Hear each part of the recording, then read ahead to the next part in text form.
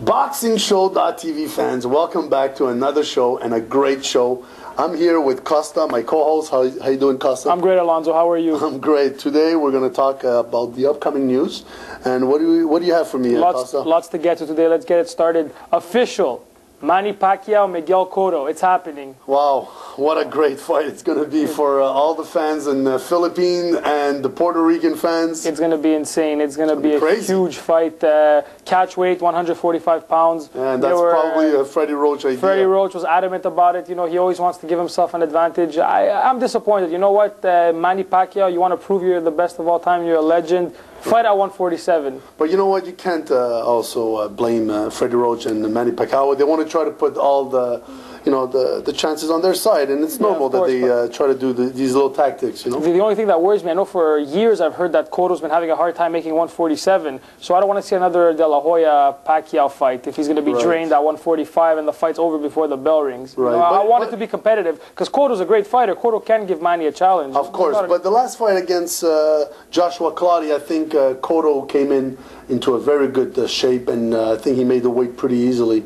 And I think it's not going to be a problem. A couple of pounds. 2 pounds. Manny. Yeah. I mean, for the money that Manny is bringing to the table, basically, it's going to be motivating enough for Cotto. It's going to be Cotto's biggest payday to date for sure. For sure. And it's going to be a huge fight. I mean, they're bringing so many fans from both countries. So yeah, Bob Arum probably has a smile ear to ear. He's walking around with an extra bounce in his step. Oh, yeah. I mean, he promotes both of them. He wanted that fight so badly, and he finally got it. And we're going to find out what's going to happen. And who do you think is going to win? You know what? 2 years ago, I would have told you Cotto is going to easily pound out the smaller Manny. But after what we've seen with De La Hoya, after what we saw with Haddon, I don't know.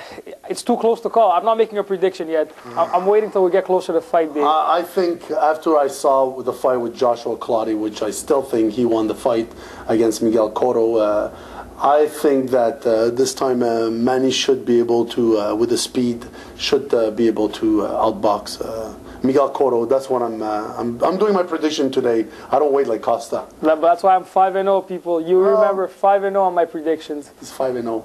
Yeah. Okay. We'll find out at the end of the year how he's doing. Okay, Costa, give me another... next big fight. Another big fight coming up. Next big fight that's been signed. David Haye versus Nikolai Valuev. That's right. Not Vitaly Klitschko. Smart move. David Haye is very smart. Apparently there was a lot of problems in the negotiations with the Klitschkos. And I've been told that David Haye did not like the treatment. And he figures, if he's able to beat Valuev and then he comes in with a title, a belt, he has more level of negotiations than coming in with no belts. You know what? It's really smart because for weeks now we were reading that the Vitaly fight versus Haye was almost signed. And then, bam, he turns around and signs with Valuev. At the beginning I was a bit shocked, but you're right. It is smart for him because the Klitschkos, first of all, if he comes in as the champ, a lot more money he could ask for. Number two, 3 rematch clauses. Yep. It's ridiculous. If he would have beat Vladimir, he would have had to have a rematch and fight Vitaly. I think he would have slept with the Klitschkos at this point for the rest of his life. Exactly. And plus, he stands to make more money. And Valuev is a flawed fighter. I've said it week and week in. He's Holyfield beat him, a 46-year-old Holyfield who's way past his prime. He got robbed. But still, you know what? In Germany, he's very popular. He's still a huge. He's huge. Never been knocked out. He's never been tremendous height. He's never been rocked either. He's never been close to falling. And his jab is reasonable. He has a good jab. You know what? The only thing I'm scared of, I think Haye, if he wants to outbox him, he could easily cruise to an easy unanimous decision. If he tries to go for the knockout, it might not be that easy. It's hard to... He has a big chin, Valuev. Exactly. But you know what? I know there's John Ruiz trying to protect. He's trying to block that fight. This John Ruiz is always trying to stay in court with all these fights. He already fought him twice. Nobody wants to see Ruiz fight anymore. I understand that he was a bit upset about the John Ruiz fight, the first one with Valuev. Some people, even the fans in Germany, they thought that Ruiz won the fight. I mean, can you believe that? But the second time around, I think Valuev did it, and now we got to pass on. And John Ruiz is going to have to wait because this is a big fight. David Haye is here to move the heavyweight division. We've been waiting to see David Haye fight for a while, and let's make it happen. And well, you know what? I think it's a really good move. I didn't want him to fight right away, Vitaly. It's a good thing with the Valuev. It's going to give him a good idea of the height. He's going to get used to the heights. And of course, by the time he gets to Vladimir or Vitaly, and if he does beat Valuev, it's going to be unification bouts all around. That's what I'm saying. Amazing. This is why we might actually have one heavyweight champion, unifying all the belts. This is why David Haye wanted to come in with a belt. At least he has a good chance, but he still has to beat Valuev. Yeah, of course. Let's not get ahead of ourselves. But I'm still predicting a David Haye win. I predict David Haye as well. Unanimous decision. I don't see a knockout happening. He's got the speed. He's got the power. He's young. He should win. Moving on. More unfortunate news, unfortunately. Second week, we have to report a death in boxing. Vernon Forest. Murdered at 37 years old. He got shot in the back, apparently, and it's very sad.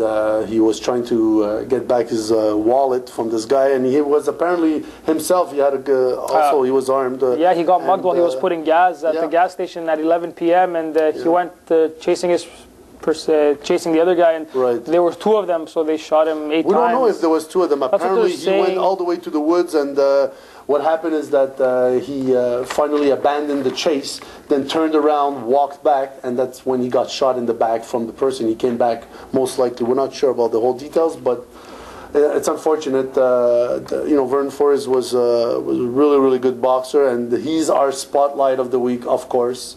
And we're going to talk about him, a little bit of his fights and his achievement. Of course, he was a 1990. Go ahead, Costa, give me some of the best fights he had. Let's start off before the fights. 1992 Olympian. You know, he actually beat Shane Mosley in the juniors to make the Olympic team. And back then, Shane Mosley was considered the best amateur fighter in the United States, even in the world at the weight category. And he shocked the world. That's what leads us to 10 years later, even a bit more. He fought Shane Mosley when Shane Mosley was at his prime, considered the best welterweight in the world, and he shocked the world again. And he beat Shane Mosley pretty convincingly. Yes, we said it at the same time. It wasn't even close. It was insane. Great fight. It was a great fight, and you know what? At the end of the day, especially after the second fight they had, a second fight. Mosley did a bit better in the second fight. Let's give him some credit, but still. It was a unanimous decision. And this is why boxing is so great, because when they say styles make fights, this is what they're talking about, fans. Styles make fights. And at the end of the day, if you fight him 3, 4, 5 times, most likely Vernon Forest would still beat him. Exactly. And still beat Mosley, of course. Exactly. That's what's great about boxing. You never know. Some people just have your number. You can't beat some people. And you know what's even more ironic is that the fights he got off right after was, I think, was with Mayorga, Mayorga, and got knocked out in the third round in the first fight. And then he lost again. Then he lost a majority decision, and the second fight he did a bit better, but still. And then you see Shane Mosley just destroying Ricardo Mayorga. Yeah, and De La Hoya destroyed Mayorga too, making him. So it's very, but that's why boxing is so special, BoxingShow.tv fans, and this is why we love this game, and I'm sure Costa will agree with me on this one. Yeah, of course. The boxing, it's our passion. It's what we finally agree on something. Once in a while, why not? But, why not? And his final 2 fights that he had in his career against Sergio Mora, the winner of the Contender, first fight, big favorite. Vernon Forest was a big favorite, and he lost majority decision. Big shocker. That was an upset also. Big upset. But I was sure that Vernon Forest would easily outbox him. I didn't think it was even going to be close. And then he came back to beat Mora in the rematch, reclaim his light middleweight title. Did way better this time. Yeah, of course. And unfortunately, that was in September 2008. Hadn't fought since, and. We're not going to see him fight again. That's it. But my condolences to the Forest family, and hope Vernon Forest rests in peace. And we'll miss you. And BoxingShow.tv fans, don't forget, if you want to give us your comments on YouTube or send us your comments at info@BoxingShow.tv. Give us your comments on all the fights where we're talking about the Haye versus Valuev fight, the Manny Pacquiao against Miguel Cotto, and your thoughts, of course, on the Vernon Forest passing.